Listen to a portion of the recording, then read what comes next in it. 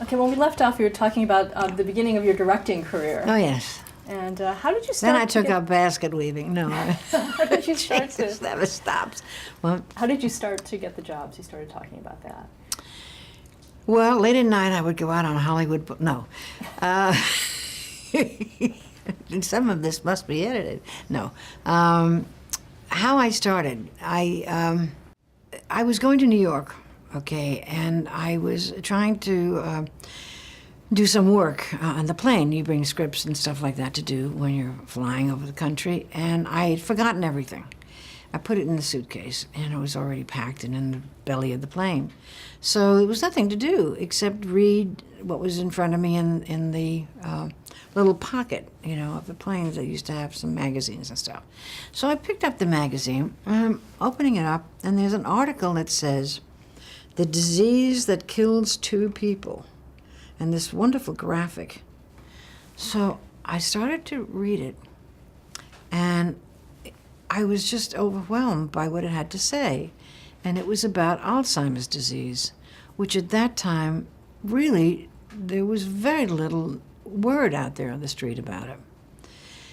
It struck such a chord in me, and for a number of reasons. One, because I thought, as an actor, when you can't remember your lines, and I'd worked with some people who couldn't, who were suffering in that way, whether it was Alzheimer's or some other dementia, and the frustration and horror and pain that the individual was suffering, it just really hit me. So I got to New York, went to a restaurant that we normally go to, Sardi's, you know, where all the actors hang out, and there was Carroll O'Connor and his wife, Nancy, who were friends. And I said to Nancy, "Hi, how you doing?" She said, "Fine, how are you?" I said, "Great." She says, "What are you doing in town?" I said, "Well, I'm here on business." And I said, "How are you?" She says, "Well, I'm really kind of sad. My mother has Alzheimer's." And I went, "Okay, that's 2. So I said goodbye, we finished dinner, and went back to my hotel. And I called my friend Linda Hope. And I said, "Linda, have you ever heard of Alzheimer's?" She says, "Yes, I have." And I said, "I don't know how we're going to do this, or how we're going to get the money, or who's going to be in it, or who's going to write it, or who's going to do anything. But we are going to make a movie about Alzheimer's disease." So she says, "Well, I don't know what to say about that, but when you get back to L.A., call me and we'll talk about it." So I came back and I had the article, and I called a friend of mine who was a comedy writer, Harry Cawley, very good writer. And I said, "Harry, I want to do this script." I said, "I have zip money. I can, give you a couple $100 right now." And I said, "But we're doing a story about Alzheimer's, and that's it." And he said, "Who has the Alzheimer's?" And I said, "Well, let's make it the guy that has the Alzheimer's. It's more sympathetic in a way." And so I called Shirley Jones, who was a pal, and I said, "I have no script, I have no money, I don't know what I'm doing, would you do it?" She said, "Of course I'll do it for you, of course. Just call me when you got it together." I said, "Okay." So I called Linda and I said, "Okay, here we go. We have Shirley, I got Harry, we're gonna figure this thing out. You're gonna have to raise money." She said, "What? Why me?" And I said, "Well, I'll raise some too. But we're gonna make this picture. We don't have a place to air it, we have nothing. But we're gonna make a movie." So we got Shirley to do Yes. We got Len Cariou, a wonderful star from Broadway, Sweeney Todd. And we got a great bunch of actors and a great script. Brianne Murphy, who was the first woman cinematographer in the Union and a great friend of mine, said she'd do it. Her sister, who was a script supervisor. And Linda went about and raised the money, and we found a wonderful man at Sandoz Pharmaceuticals, who at the time was making a drug that was helping to stave off the progression of Alzheimer's, not a cure by any means. He got his company involved. They've never been involved in any kind of Hollywood work or any films. They got on board. And Linda's friends, her mother and father, Bob and Dolores Hope, kicked in. Everybody, nobody was safe. I mean, I'd go to the store and I'd say, "By the way, I'm not paying groceries. Could you give me something for my movie?" What? But anyway, we raised enough money, and Flora Lang, who was the production manager on Aaron Spelling shows, came on as production manager, and we made this incredible film called There Were Times, Dear. And we got, $25,000 came from AFI as a grant. And we took the film and we went to PBS.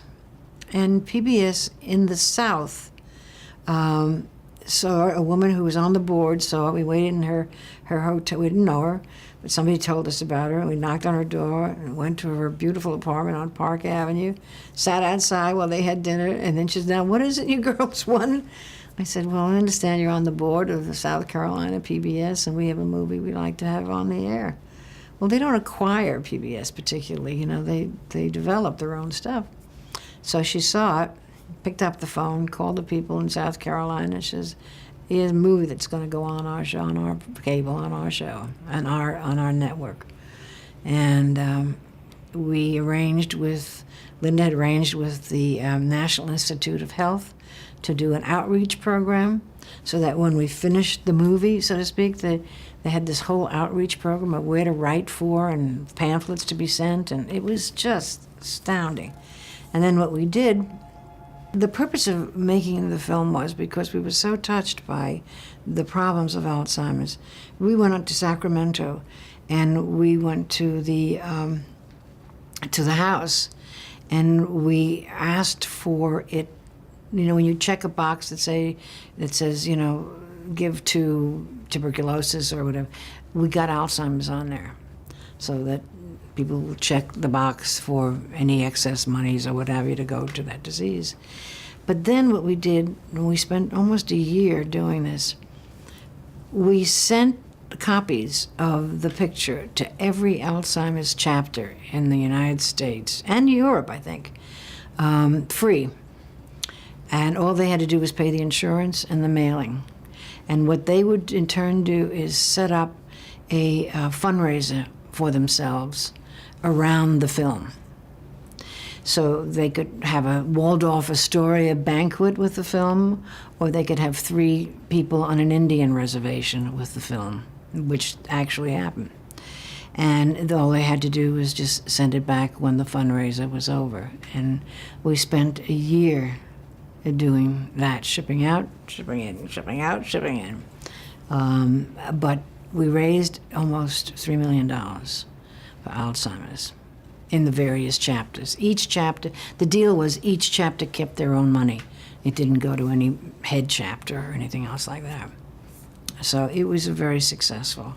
What did it do for the disease itself? Because it really wasn't even known as that. It was Right. just regular dementia or whatever before that. Right. What did it do in terms of public perception of the disease? Well, in terms of the PBS show, obviously the outreach program did a tremendous amount. And the more we talked about it, the more the picture played. It's played in Europe. It's played on Irish television. It's played in a lot of places. Then we sold a lot of those foreign territories, and then that money we gave to actors who worked for nothing, and other personnel who gave and lent houses and lent locations, and so we started to pay back what we owed from that. But that had nothing to do with raising money for the disease itself. But it did bring it out more than it had. So we were very pleased about that. And you directed the film too, right? Mm-hmm. Yeah, Linda produced, Flora Lang and Brianne Murphy and me. Going back to directing, was that your first? Was that one of your first directing? I think it jobs? slipped in there between the 2 pieces that I did for AFI. And then we all got together and did a short film called Merlene of the Movies, which hasn't been seen by too many people, though it won 2 festivals. the Oklahoma Film Festival and something, and this Cine Golden Eagle. No, that was there at Times Day. It won the Oklahoma and something else. It was a big festival it won. And that was a story that I hired Gloria Stewart, who, as you know, of course, was the old lady in the Titanic, who has become a devoted friend. And she played an old actress who was devoted to Valentino. And a young girl who also had a crush on Valentino meets her at the Valentino ceremony that they do every year, and goes and lives with this old woman because the old woman has a shrine to Valentino. And so the little girl is, I mean, she's a young woman, dies because his clothes are there and his shoes and his cufflinks and everything, and she's crazed. And so the old woman says, you know, I lock the door, shrine, and no one can touch it. So the girl's an actress. She goes out and gets a part, and when she comes back, the old woman has passed away. And the old woman's son is now in this old house and kind of getting rid of all of the old woman's stuff, including all the Valentino stuff. And the girl freaks out, takes the container where the old woman's ashes are, and beats the guy over the head and kills him. It's a cute story, and it's one for your op moments. And I mean, everyone at the scene just loved it. It's so dark and so silly and so great. And that's in that mix someplace. I don't know which came first, the chicken or the Merlin of the movies, but those are all. I roped Brienne into that one too.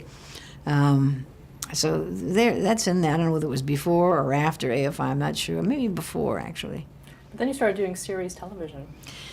Then I took my 2 little tapes around, and I would call people, and they'd say, "Well, what are you now? I mean, who are you now?" And I'd say, "Well, this is the directing period." So I tried with Cagney and Lacey, and I kept sending the tapes in, and Barney Rosenzweig saying, you're a first-time director. This show's a big hit. I want to take a chance. And Sharon's a friend of mine because we work together a lot. And so I couldn't get him to budge. So I would send the tape out and send it out and send it out, and some people would call and some people would never call, and people wouldn't send it back, and it was just awful. So somewhere in the back of my mind, Dynasty was the #1 show in the country. I loved the show, loved it. And it was like really old Hollywood, and Collins used to make me laugh. I mean, she was so dramatic. And Linda, and of course I worked with John and Linda in Big Valley with Linda, and John on Bachelor Father as an actress. So I thought, Esther Shapiro, who created Dynasty, was a great fan of mine as an actress. And there was a woman named Lynn Loring, who was head of Spelling Productions Development.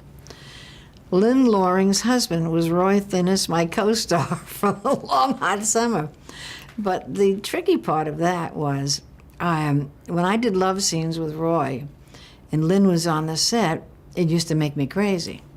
So I would ask for Lynn to leave the set, and that made her crazy. So I thought, this is going to be dangerous, but I'm going to call her anyway and see if she'll see me with my little tape under my arm. So quite a number of weeks later, I must say, she had the good manners to return the call. And I came in. I said, "Hi, Lynn." I said, I have a tape here that maybe you'd like to see. I'm directing. Really? I said, yeah. How's Roy? I think they were divorced at that point. But anyway, so she says, "Well, I have a few minutes before I go to lunch. Come into the conference room and take a look at it."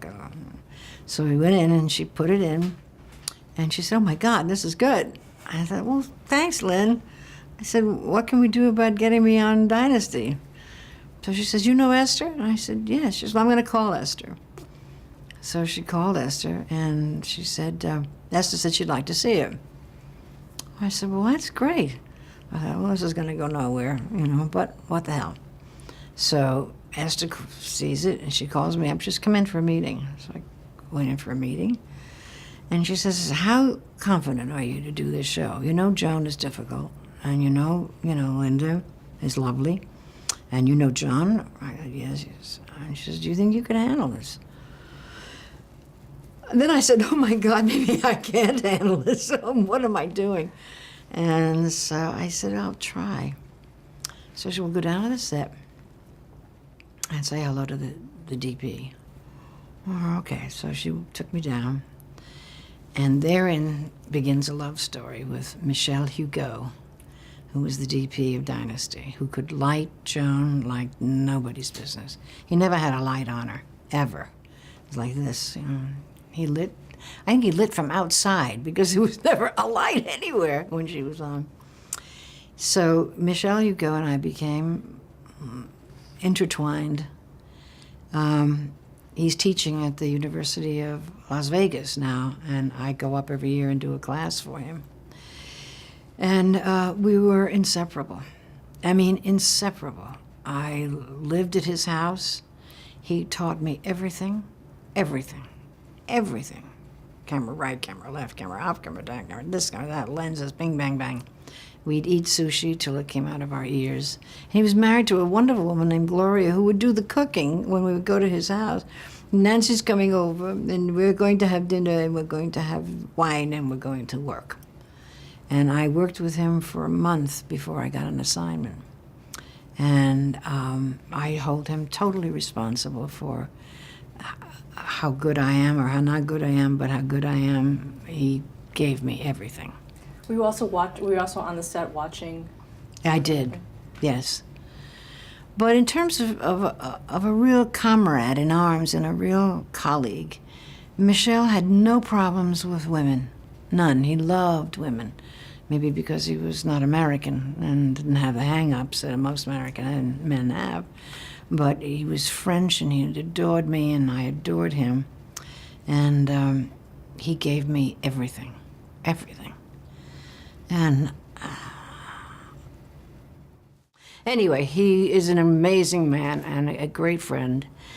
And I've worked with some terrific DPs in my life who have given me a lot of help and a lot of encouragement. I've worked with some pretty awful guys, too, who resented women on the set and who made my life miserable. But, you get around it. Were you often the first woman director they had to deal with? Mm-hmm. Yeah. How would you try to break the ice with them in any way? Well, thank God, as I say, my sense of humor. I used to carry a book, not just my script, but I cut out jokes from the New Yorker magazine, and I'd have a whole stack of them, and I'd pass them around. And so while they were doing something and they'd put a light or a flag or whatever, I'd have a stack of jokes, and they'd go and they'd read the jokes, and they'd be screaming, laughing, and come back. So it really would break up the tension until they were secure with me. And then once they got on to who I was and that I really knew my stuff, then it was fine. Did you really feel you had to prove yourself? No, always. Not always, but a lot of the time being the first woman. It's like, oh my God, what's that coming in? And there was a lot of that. I mean, now it's not so bad because it's 20 years later, and more than 20 years later. There's a lot more women working, and there are a lot of women are doing half-hour situation comedies. But I think once the guys, and also, and I don't mean to sound in any way age prejudiced, but there's a lot younger guys working who don't have the same hang-ups that some of the older gentlemen did. And which makes it a lot easier, I think, for some of the women out there now. It's more comrade, more colleague, more stuff. But the older guys who demanded respect and should get it because they were good and they worked long days and long hours, they it was a foreign thing on their set. And there was always a challenge. Is it the cameraman's set or is it the director's set? So there was always that. I didn't care whose set it was as long as we got good performances and good angles and good lenses and good everything. Did you ever find people trying to, resist what you were telling them to do, or that there was any kind of machinations going on to make your job harder? Yeah, there was one DP, I won't give you his name, but I was very fond of his father, who was a production manager. And I made the mistake of saying when I first met him on the first day of shooting, God, I loved your dad. He was so great to me. He was just fantastic, not knowing that he hated his father. So it started off on a bad foot. And he was awful. He was just awful to me. I was just in such a panic because I'd set up a shot and I'd say, here, you see this? I want this shot here. Frame her here, and then we're going to dolly over like this. And I'd turn around, he wouldn't be there. He'd have gone to he'd go get a coffee or something like that. So, and then, the crew would just respect me because he disrespected me, and they had to be with him because he's there every week and I'm a guest. So I got onto him. So I figured, what I would do. I'd do little tricks. I go to my chair and I just sit there until he came back. And I'd say, are you prepared now to go to work? Yeah. And he put the coffee down and reluctantly come up and I said, this is the shot I want. Yeah, okay. I said, do you want to talk about a lens? You don't care? But no. He says, no, I know. Okay. I mean, later it turns out that he was such a cokehead, and I didn't know that because I don't know people who take drugs, so I don't know. But the assistant director came up to me. He says, "Jesus, I don't know how you survived him. He goes off to the bathroom and does a line or two." And I said, "That's nice. Next time he could have brought me some ice cream, I would be happy with that." But no. I mean, tough. But I wish there was some old guys, too, really old, ancient fellas, who should rightfully have had a lot of prejudice about women directors and stuff like that, who were cream puffs, who were adorable, I'm sitting on their laps. I mean, I just loved them so. They were just fantastic. So it's, it was a mixed bag of people. But, the end result is you got to get the show done. You got to get the show done on time. And you got to get the best performances from the actors, period. End of story. So going back to Dynasty, here you were going into a show that was already established. Yeah. Talk about the experience of directing that show from that angle. Well, feeling very confident because I had Michelle on my right side. It was funny. I said to Esther later on, I said, it was one thing getting the opportunity to start my professional directing career with the #1 show, but did you have to give me the 100th anniversary of Dynasty, where every ABC executive was standing watching, and everybody from Spelling, including Spelling, was watching? I said, good God. I mean, couldn't I have snuck in under 98 or something? No, she said, my comment to you is, if you made a successful show, you would work here a lot. If you didn't, you wouldn't work here. And that was all I needed. I said, I had homework, like a telephone book, every shot, every angle, everything. And along with Michelle's help, of course. And it was a great show. It was a great, great show. Joan gave me a little trouble in the beginning. She was testing, and I just stood my ground because the crew then just kind of waits and see who's going to win this, who's going to win this one. And because John was so adorable and Linda's such a sweetie, and I just said, I'm just going to survive this because I know what she's doing. I know the deal. I mean, I didn't do that kind of nonsense, but I know her. She's scared. She's scared, that's all it is. She's a diva and she's scared. But I'm crazy about her. I love her. Well, how did you work with her? How do you work with someone who's scared? You have to give them confidence. And I did everything that made her feel happy, which was sometimes very difficult because she did like the left side of her face. So much so that every time I had to block a shot, I had to make sure she entered right to left. So if I was here, the camera here, she was going this way. And then, you know, and then I would have to figure out how to twist it around so that the person who came in, you know, and she didn't turn this way because then the other side of her face would show.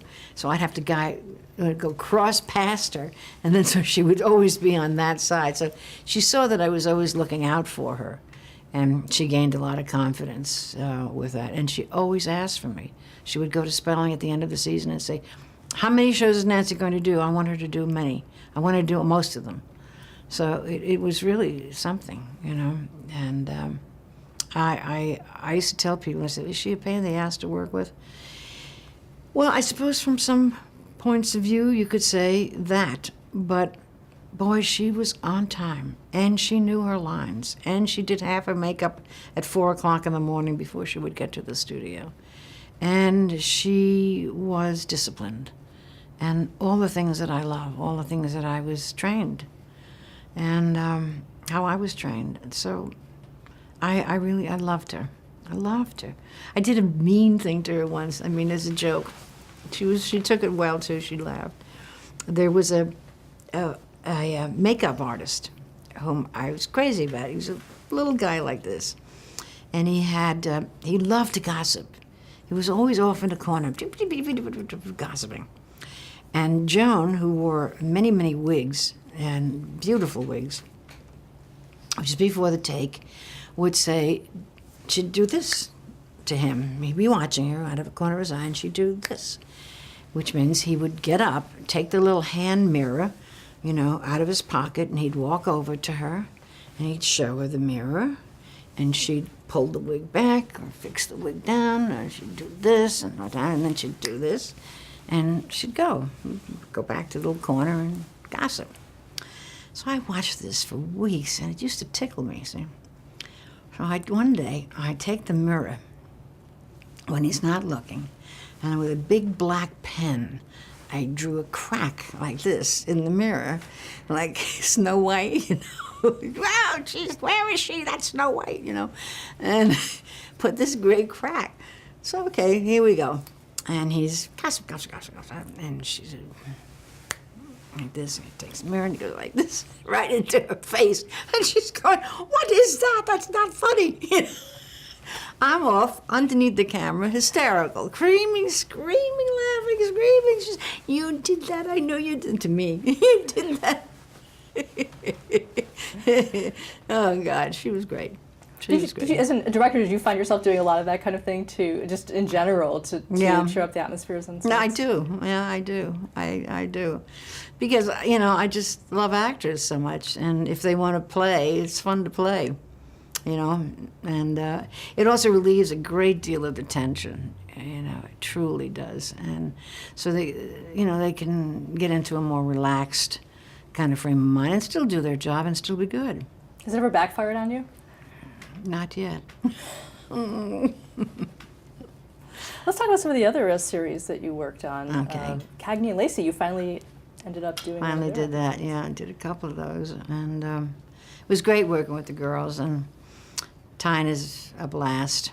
And she's a really good people. She did a play for me for free at Beverly Hills Theater, which is no longer there, the Cannon Theater. A great Irish play. And it's terrific. She's just terrific. Those dames are great. I love doing Cagney and Lacey. And then I did a really kind of lovely show. You haven't asked me about that, but Sharon Glass went on to do The Trials of Rosie O'Neill, which is a show I found really, really great. I really loved the character of Rosie O'Neill.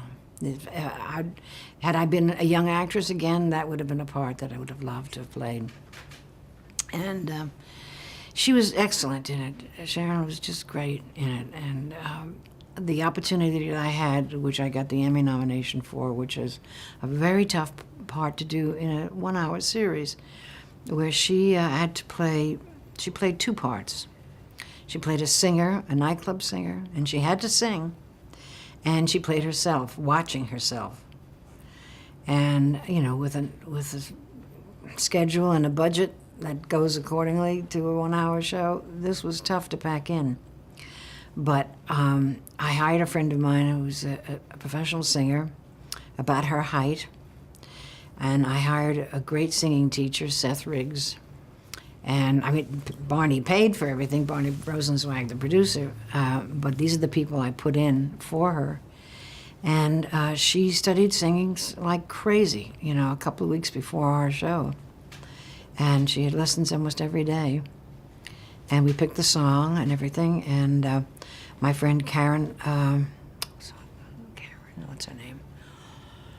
And Karen, can't think of her last name, a lovely singer. And we got her dressed in the same clothes as Sharon, and she was all the shots from the back over her onto Sharon, was Sharon looking at it, which was Rosie. And then it was Sharon's turn to get up and sing. And she was amazing. She had a brown wig, and she had a very glittery dress on, very beautiful, with a mic, and sang. I mean, people were just amazed how good she was. She was nominated for that as well. And she was great. But see, those girls are actresses. I mean, really actresses. They care about their craft. They care about their part. They care about everything that has to do with the organic makeup of the character that they're working on. And that's always a thrill, you know, to work with somebody that is in the same page, on the same page, in the same school as I am. Can you see it right away when you meet an actor? Yeah. Can you tell? Yeah. Pretty much so. I have size, Stella. Back to take one, yes. The Bradys, that was another one that you directed. Yeah. A little different. Well, again, you know, it's nice when you know the people because, I mean, Florence Henderson is a friend, and we used to double date together way back in the old days. And she's a great girl. And Robert, I did some show with him, or acted in some show with him. I can't remember what episode of something. I loved him, and the kids were fine. And the show was fun to do. I mean, they were, people when we were out in any kind of locations were insane, you know, when they saw the Brady people. And it was wonderful. It was fun to do. Was it challenging? Well, I guess in a way, because the set was kind of constricting. You know, having, you know, done so much in the way of large sets with Dynasty and everything, that the Brady house, is very hard to shoot. I found it so, because it's very linear, you know, and it's not too many angles that you can get in and make interesting. So somebody says, don't make it interesting, just make it like the Bradys. Oh, okay, that's what I'm doing wrong. So, yeah, it was fun. Beverly Hills 90210. Yeah, that was the AIDS, I think, episode. I think that was one of the first episodes that they talked about AIDS in it. And, yeah, very, very interesting. I liked the kids a lot in that. The blonde boy, I can't remember his name now, the tall, blondish kid, he was lovely. And one of the actors, who shall be nameless, was habitually late. And that's not a thing you do with me. You're never late with me, especially an actor being late. Mm-mm. So he came late, and I said to him, you know, you can't come late for me. You have to be on time. Oh, well, the car and the this and the that and the other thing, and the alarm clock, and, you know. I said, you don't happen again. Just don't let it happen again. So, of course, it happened again, and what happened was that was a Friday, and I had a late-night shooting on Friday, and I was only allowed to be in the location until 10 o'clock that night. Then they pulled the plug on a location.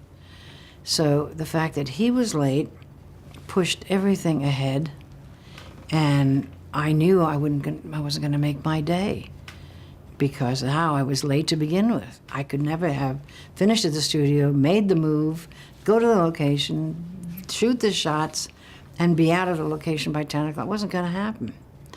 So I went to the producers and I said, this is not going to happen. I'm not going to make my day. I'm sorry. It's not my fault. So they came down on the set and they made a whole big brouhaha with him. And of course, then he made him very angry at me. And I said, you know, you're either a professional or you're not. And I gather you're not. So I'll have to deal with what I have, and I'll have to cut down on my shots for, you know, it wasn't elaborate shooting at nighttime, but it was quite a few shots. And still it was a move, and the crew had to move. And I said, besides which, let me tell you something. These guys have been up since 4 o'clock in the morning, you know? They haven't seen their wives or their family or their lovers or their significant others or whatever, you know? And you're taking that time away from them. I said, I want you to remember that. You won't see me again, probably, but you remember that for the rest of your career. I said, these people are lives that you are messing up, and cut it out from here on out. Well, he was later the next day. And one day he was very late. So I said, it's helpless, you know. It's helpless. Some people are not going to get it. But on my crew, it's my life. My crew and my life. I, you know, I'm nothing without them, and I take care of them. They get cappuccino in the afternoon. If I find a shop that will deliver, take care of my crew. My guys are my guys. Melrose Place. Great. Great. Speaking of size, Hannah Locklear is not given the accreditation or the credit that she should get. She's a very fine actress. She's on time, knows her lines, never keeps anybody waiting, loves the crew, does everything right. She's an absolute dream of a girl, and she's, you know, she's not been given the kind of parts I think she should have. She's beautiful and, you know, all the rest of it, so she's typecast in those kind of lovely roles. But as she gets older, I hope they will give her the opportunity to play something decent, because she's good. She's really good. And she takes her work very seriously. And she has a cute tattoo on her ankle, which I wanted to go and get one just like it. So cute. What is it? It's a little heart. Yeah. In 1993, you produced the first 90 years, Bob Hope special. Yes. Talk a little about that, how that came about, and your role in it. Well, of course, Linda Hope is a friend of mine, and I have always admired Mr. Hope as being, you know, a consummate artist and a great professional, and certainly has done more for the goodwill of this country and certainly the troops than any other performer, I think, in the history of the business. And I was not familiar with that particular end of the business in terms of the technique. So Linda offered to me, she said, you know, there's a segment of the show, it's going to be a 3-hour show, and you love all his old clips and his old movies. Would you be interested in doing that portion of the show? Don Mischer will do all the live stuff and all that stuff. Would you be interested in doing the clips? Well, I said, where, when, how, when do I start? So I started with several wonderful editors and looking through lots of great stuff. And I had the opportunity to do that part of the show, and it was incredible. It was incredible. Things I thought I knew, I didn't know. We found his original screen test, of Hope's screen test. He was so handsome. When he was a young guy, he was so handsome. And we found just early stuff of his that was fabulous. So we did that half of the show. And it was great. Great editors. Great editors. Was it hard to leave things on the cutting room floor? Did you find it very hard to winnow it down? Yeah, definitely. And what we did, there was one section where Lucy Arnaz was one of the stars of the whole show, of the whole 90-minute show, or the whole 3-hour show. And Linda came up with this wonderful idea. There's a, where he sings "Thanks for the Memory" in the big broadcast of 1933 with Shirley Ross. And Linda said, why don't we put Lucy in Shirley Ross's seat and have her sing with Bob? I thought, my God, I've never done those kind of tricks. And so I thought, yeah, we got to do that. So we did it, and it's seamless. It's just wonderful.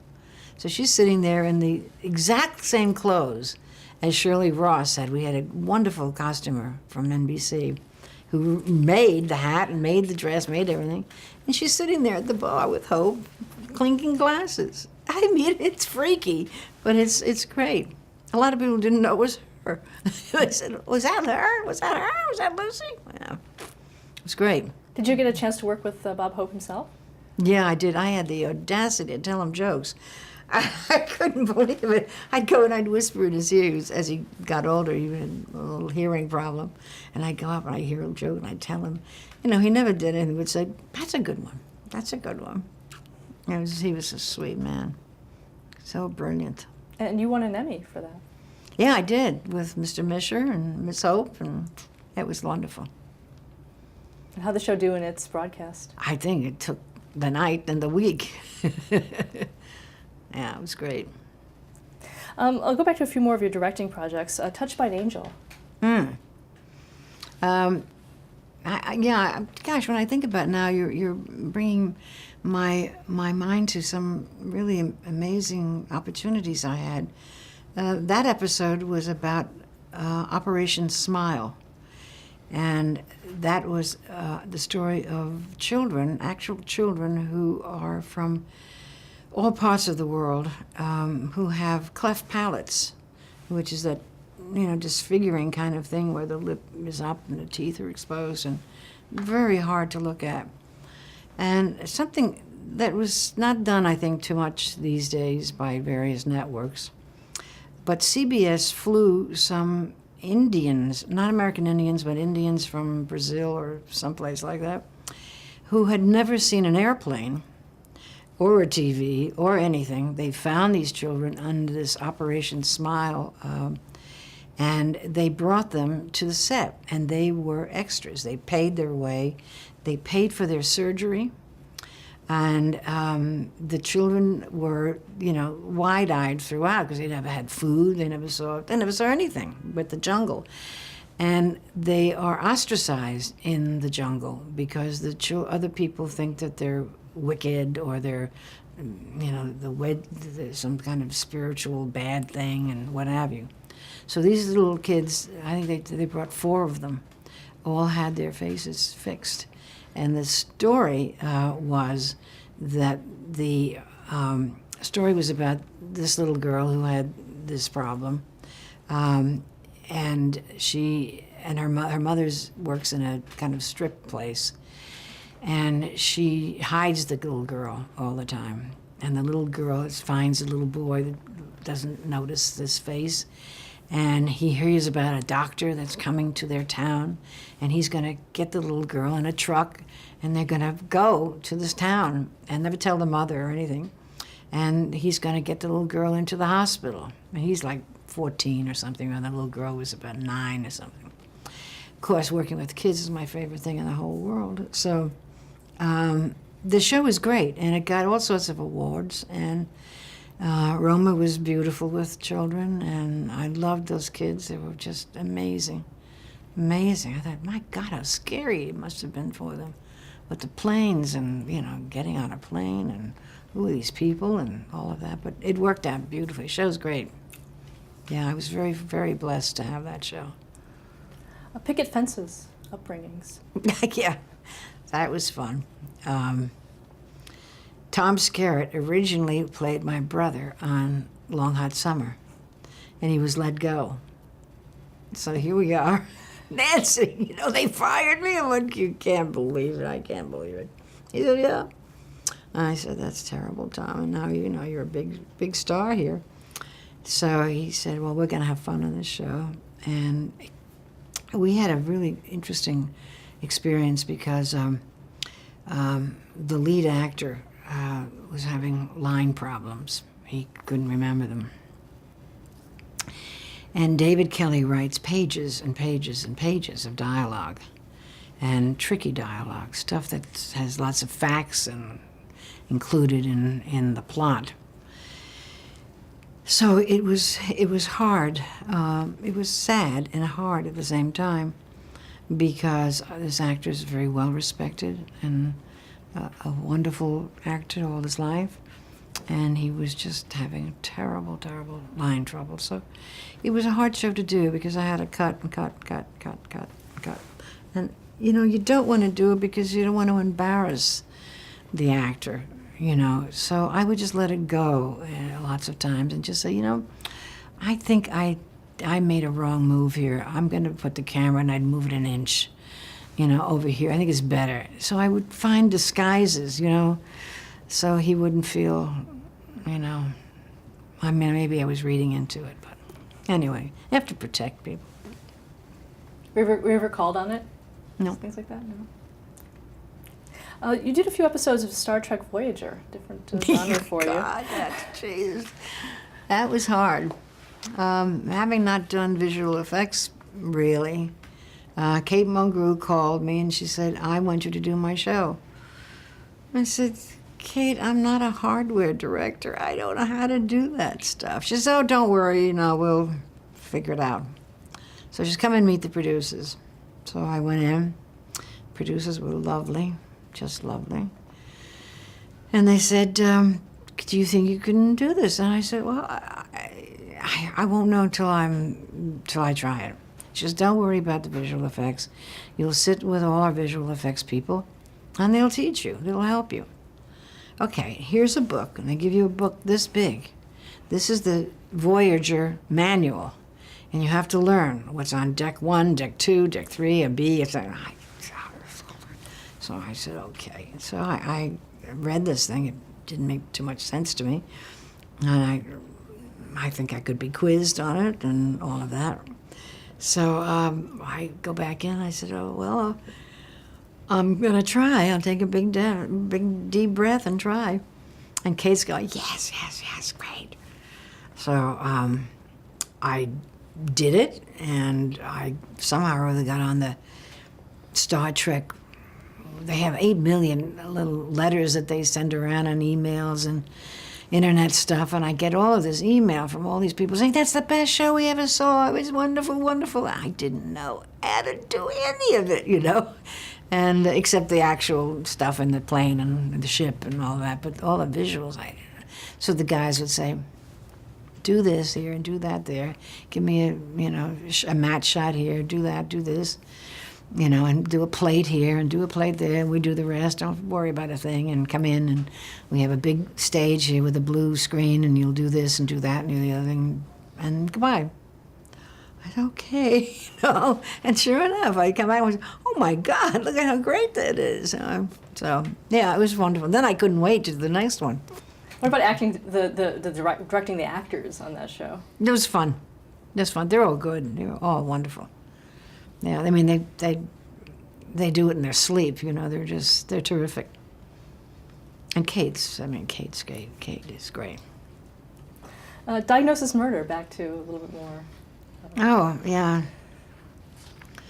Dick Van Dyke, I mean, he's a legend. I mean, he's wonderful. He loved me, and he said, oh my God, he said, I used to watch you all the time. So it's always like either a compliment or, oh my God, I better be really great, you know. And he was such fun to work with. He had certain, you know, restrictions. We had to be through at a certain hour because he had a long drive home. He lived in Malibu. And he would come in at a certain time, and you just had to get your work done during the period that he was there. If something would happen and, you know, a camera messed up or, I don't know, something, you know, he'd look the other way. He'd say, I'm going to call and I'll pick up. I'll be a little late. But he was wonderful. Just a pro from tip to bottom, tip to stern. He was just terrific. In general, what was your process, the process of directing? How did you break up a script and block? And what was your way of doing it? Wow. I guess everybody has their own set of rules how they begin, but usually I try to find what the story's about. What is the main theme of the piece? And, does it have an underlying theme? Is it what am I trying to accomplish at the end of the day with this story? Who are the actors? What are their pluses? What are their minuses? How much can I pull from them? I mean, these are all things that you put on a piece of paper. And then once you kind of get an idea of what you want out of the scene, then you start doing your homework, which is your camera shots and your blocking and so on and so forth that you do at home. And I always work on the weekends. If my show isn't starting until Tuesday or Wednesday, I get permission from the lot to go on stage, nobody around. And I just put a big light on, and I stay there for Saturday and Sunday, learning the set, feeling the set, doing my shots. And I find that very helpful because, there's nobody to ask you a million questions. You can get a good leg up on your work. But I mean, there's just a million ways to approach it, and a million ways to think about it. I read the script over and over and over and over and over to get as many ideas as I possibly can from the text. And if I have questions, hopefully, you're working with some good writers who will take the time to get into it and talk some scenes out if I think they're not going to work for one reason or another. Are you good with the writers? Pretty much so. Yeah, I love writers. Good ones. I don't like acts. And do you find yourself a visual person in that sense? Very much so. That's why Star Trek terrified me, because it was so much hardware. I thought, oh, gee, I'm going to fail really big. But it worked out. Do you have anyone that mentored you in terms of directing that gave you a lot of really good advice from a directorial standpoint? Well, as I said, my beautiful Michelle Hugo was my number one man, and the acting is the acting. The acting, I come with that package, so that's not difficult for me in terms of being able to interpret a part and helping an actor get to what they want to achieve. I've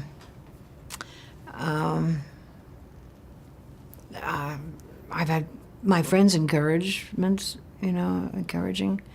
And I think I've been very, very, very blessed and very lucky.